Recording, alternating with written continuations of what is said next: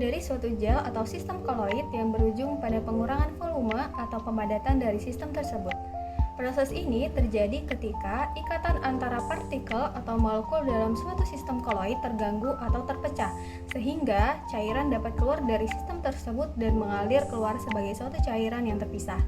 Contohnya, sineresis yang terjadi pada gel cincau hijau yang disebabkan oleh kekuatan pengikatan yang lemah antara molekul agar-agar dengan molekul air yang menyebabkan air bisa keluar dari sistem dan menyebabkan pemadatan agar-agar.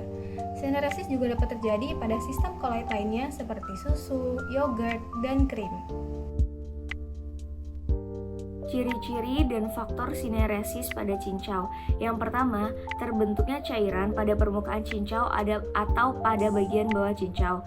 Yang kedua, terjadi penurunan volume atau pemadatan pada cincau. Yang ketiga, terjadi perubahan tekstur atau konsistensi pada cincau, bisa menjadi lebih keras atau lebih kental.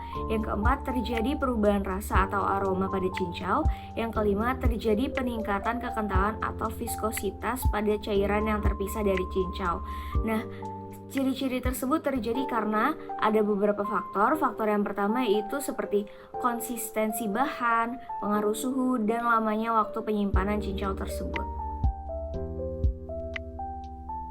Pada cincau atau makanan lain terjadi karena beberapa faktor, diantaranya yang pertama konsentrasi bahan. Jika konsentrasi bahan pada cincau terlalu tinggi atau terlalu rendah, maka dapat menyebabkan sineresis. Kedua, pengaruh suhu. Pada suhu yang rendah, gelatin dalam cincau menjadi kurang stabil dan mudah mengalami sineresis.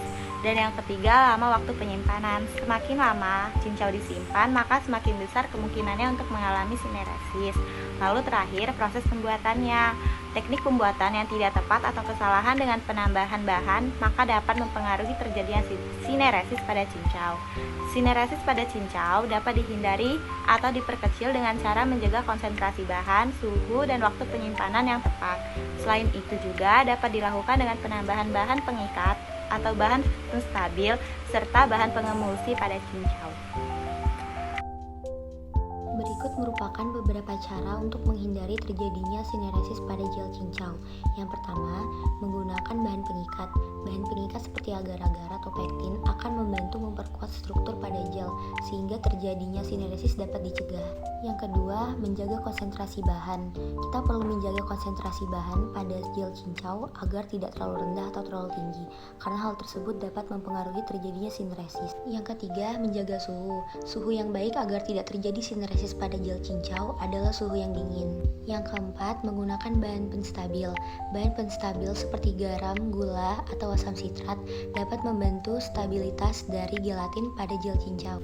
Yang kelima, menggunakan bahan pengemulsi. Bahan pengemulsi seperti lecitin dapat membantu menjaga konsistensi pada cincau. Yang keenam, menghindari pembukuan ulang. Jika cincau sebelumnya sudah dilakukan proses pembekuan, maka tidak boleh dilakukan pembekuan ulang kembali, karena hal ini dapat mempengaruhi struktur gelatin dan menyebabkan sineresis pada cincau. Yang terakhir, menggunakan bahan yang berkualitas untuk proses pembuatan cincau, karena hal ini akan berpengaruh besar agar cincau tidak terjadi sineresis. Dengan memperhatikan hal-hal tersebut, diharapkan kita dapat memperkecil sineresis yang terjadi pada cincau, sehingga hasil akhir cincau yang dibuat akan enak dan baik untuk dikonsumsi. Nah, di sini dapat kita lihat bahwa ada sebuah cairan yang muncul dari cincau ini, dan cairan ini bisa menjadi lebih kental atau lebih keras karena ada terjadinya sineresis. Dan cincau-cincau di sini bisa terjadi penurunan volume seperti cincau ini.